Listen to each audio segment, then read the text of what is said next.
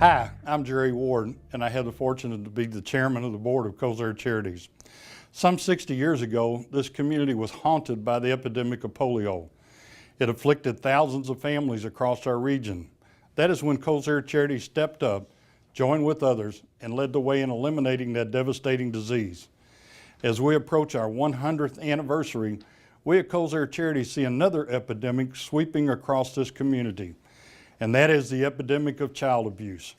And we have made a commitment to stop that ruthless plague with the same determination which we tackled polio.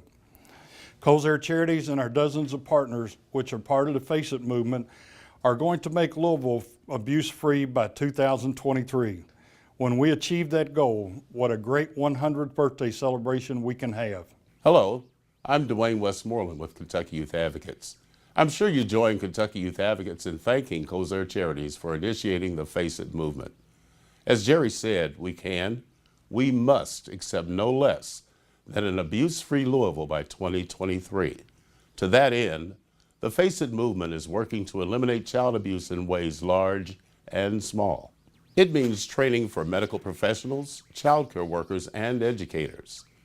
It means active involvement by young people themselves, elected leaders, the police, and the faith community. It means dozens of nonprofits making a difference every day on the front lines, and it means making a policy difference in City Hall and Frankfort. While each of us plays a unique and different role in this campaign, one effort in which we all need to be engaged is identification of child abuse. What is not just a legal responsibility that we each have, it is a commitment of the highest order. Here to talk with us about being watchdogs around abuse is Dr. Melissa Curry, Director of the Kosair Charities Division of Pediatric Forensic Medicine at the University of Louisville School of Medicine. My name is Dr. Melissa Curry, and I'm the Medical Director-in-Chief of the Kosair Charities Division of Pediatric Forensic Medicine at the University of Louisville. My team and I evaluate children who are suspected victims of abuse in the state of Kentucky and southern Indiana. I'm here today to talk to you about early warning signs of child physical abuse and how all of us can work together to help protect the children in our community. One of the most commonly overlooked early warning signs of child physical abuse is bruising. And so I'm going to talk about a rule that we can all learn easily and remember so that we can help decide when bruises are concerning and when bruises are just normal childhood wear and tear. I would like for you to remember the 10 bruising rule. TEN stands for torso, ears, and neck. Any bruising of the torso, ears, or neck in a young child is concerning for physical abuse and needs to be further evaluated. This first image shows bruising on the buttocks in a young child. The buttocks are part of the torso. The torso includes the chest, the abdomen, the back, and then the entire area that's covered by underwear. Any bruising in this distribution is concerning for inflicted injury and needs to be further investigated. The next image is of ear bruising. Studies have shown that it is actually very unusual for children to get bruises to their ears from normal childhood play. These bruises are unusual enough that when we do see them, we need to be concerned about the possibility of child abuse. The appearance of ear bruises can vary in their location, color, and size, but what they all have in common is that they're part of the ear.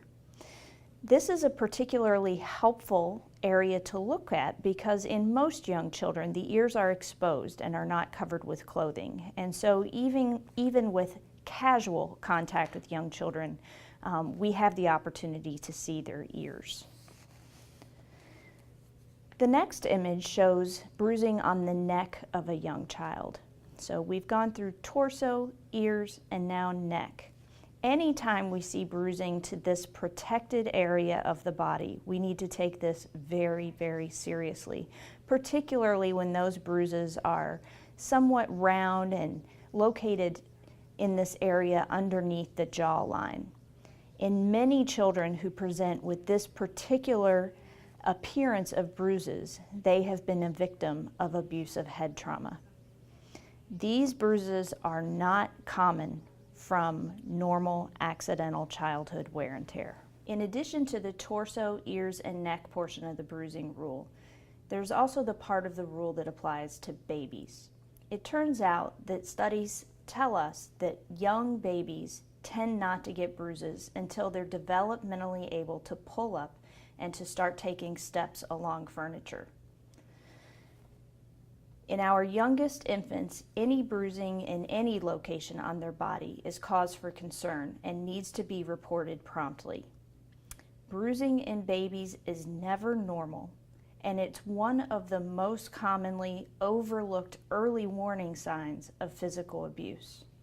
We're also going to show two different types of patterned injuries. Patterned injuries are bruises that show up on the skin that give us a clue about how they were inflicted.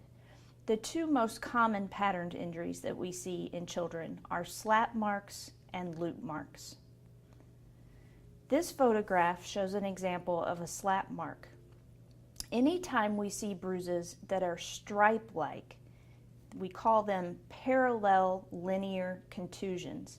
Essentially, they look like lines that are lined up, and that they are representing the spaces between the fingers when an open hand impacts the child. Slap marks can be easy to recognize once we have seen a few examples of them. They can occur on any part of the body, but the most common location are the buttocks or on the face, particularly the left side of the child's face. We also commonly see loop marks. Loop marks are patterned injuries that are left behind by belts, cords, electrical cords, wire coat hangers, basically any implement that is thin and flexible and able to be looped over on itself and used to whip a child. And it is the very high velocity impact that causes this characteristic U-shaped contusion. When we see loop marks, we often will see this U-shaped component, and then oftentimes, if they are relatively new, we will see the double train track component as well. That is showing us the outline of the implement that was used to cause the injury. Here is another example of a loop mark. Again, you can see the U shape, and you can also see the double train track appearance.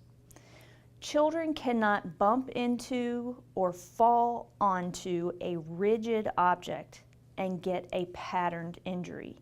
So when we see the stripe-like injuries of a slap mark or the U-shaped bruises that we see with a loop mark, we need to think strongly about the possibility of abuse. Accidental impacts with toys that have rounded edges will not cause these kinds of lesions.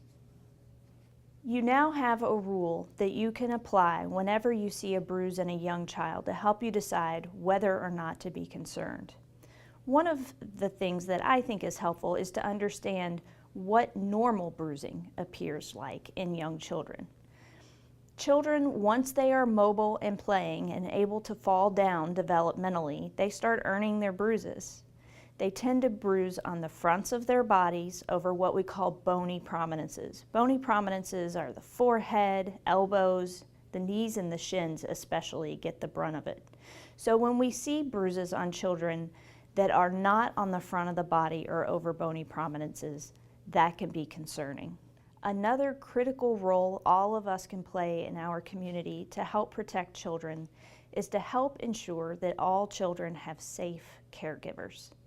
A safe caregiver is someone who wants to take care of the child, who doesn't have a temper, who doesn't use drugs or alcohol, who is able to focus on the well-being of the child during the time they are in charge of the child.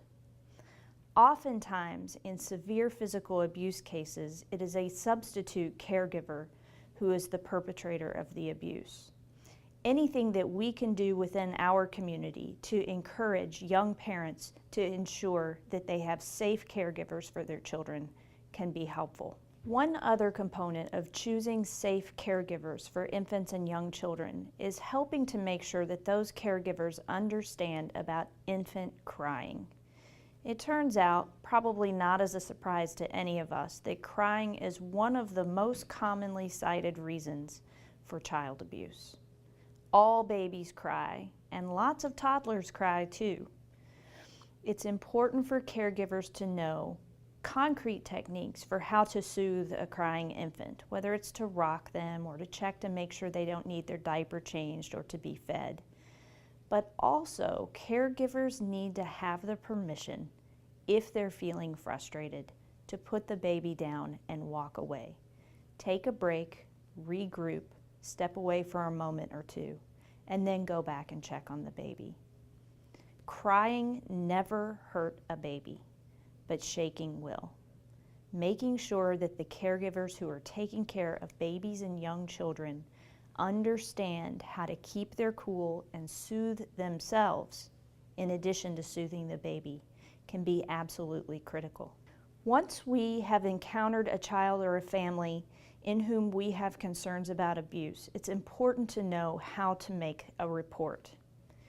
As you've probably already heard, here in Kentucky, we are all mandatory reporters. That means that any of us living in this state who has a reasonable suspicion that abuse may be taking place are required by law to report that.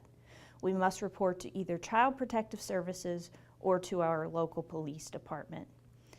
This is so important because in so many of our children who are victims of severe abuse, there have been neighbors, family members, other professionals who had concerns but simply never took the time to call in a report. When making a report to Child Protective Services about suspected maltreatment, it is important to give them objective information.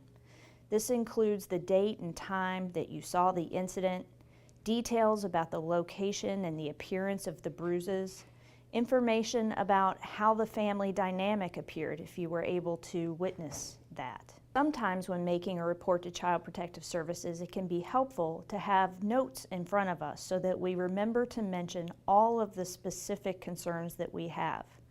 We have to understand that Child Protective Services makes the decision about whether or not to investigate a report based on the information that we give them. So the more concrete that information can be, the better.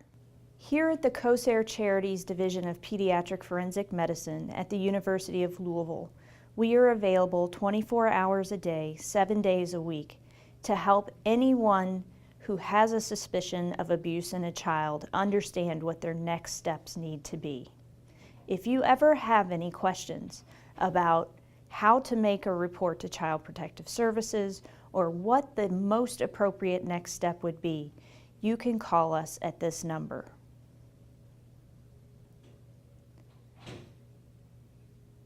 Thank you for your time and attention today. It is so critical that all of us as a community come together and learn everything that we can do to help protect our children. That way we can face it and end it.